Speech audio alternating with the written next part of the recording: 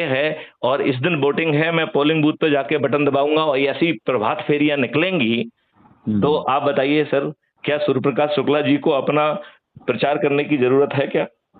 और यदि जरूरत है भी तो ये प्रतिबंधित है, क्योंकि यदि आप एक के पास चले गए तो बाकी लोग कहेंगे कि सूर्य प्रकाश शुक्ला जी हमारे घर तो आए नहीं, हम तो नहीं देंगे उनको वोट। तो आप एक कह ही नहीं सकते हो, आप एक के घर भी नहीं जा सकते हो, आप अपने घर में भी नहीं कह सकते हो कि मैं उम्मीदवार हूं भैया, अपनी बीवी से नहीं कह सकते कि मुझे ही वोट दे देना, नो यू कांट से। ये मैथिली शरण गुप्त कहेंगे, क्योंकि आपने उन्हें ऑलरेडी जोड़ा होगा, तो वो हमारे सदस्य हैं, तो हम प्रिय भाभी जी से हम कहेंगे, आप नहीं कहेंगे। बात समझ रहे हैं ना सर? तो ये मॉडल सर उस लेवल तक गया है, जब आपको सर यू कैन पल्पेबली फील कि आ रहा है, फिर नियम कानून बदलने में इट इज, देखिए सर ये बताइए, इन राजनेताओं ने आपको कौन से नियम कानून दिए हैं? अरे सर, कौन सा संविधान दिया है? 80% गवर्नमेंट ऑफ इंडिया एक्ट 1935 से आया है। जो 20% जो है ना बाबा अंबेडकर ने यहां वहां से कबाड़ा, उसका इन दूसरे राजनेताओं ने left right and centre violation किया है। 55 कानून बना डाले सर, एक दो नहीं 55 कानून बना डाले। और हम और आप जैसे सर धूर्त ब्यूरोक्रेट्स ने सर उनको, ये it is a positive discrimination. Sir दुनिया में कोई पॉजिटिव डिस्क्रिमिनेशन नहीं होता है, it may be positive to someone, it is bound to be negative to others sir. बिल्कुल। सो ये positive discrimination, it is a fraud with the public. जो public कहती है कि हमने चुना है सर, पब्लिक किसी को नहीं चुन रही है।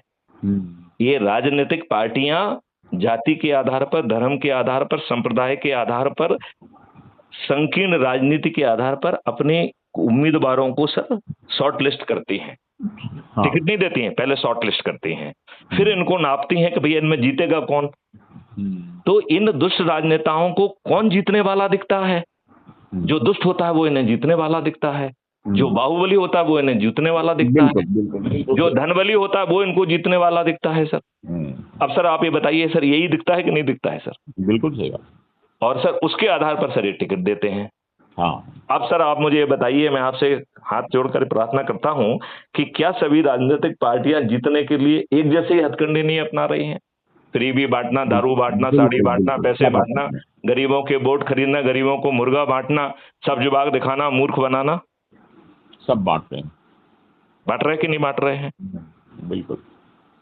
तो जिन गरीबों के ये पैसे दे के वोट खरीद रहे हैं सर, मैं आपसे प्रार्थना करता हूं, क्या ये उन्हें रिप्रेजेंट करते हैं या पार्टी भिप से बने हुए पार्टी के नुमाइंदे हैं? इन्हें लज्जा नहीं आती है कि मैं तो पार्टी का सिपाही हूं? ये नहीं कहते हैं कि मैं, इन जनता ने हमें चुना हुआ है, मैं इसका प्रतिनिधि हूं, मैं अंतिम रक्त के टुकड़े तक अपने जो लोगों को प्रतिनिधित्व करता हूं इनके लिए लड़ूंगा।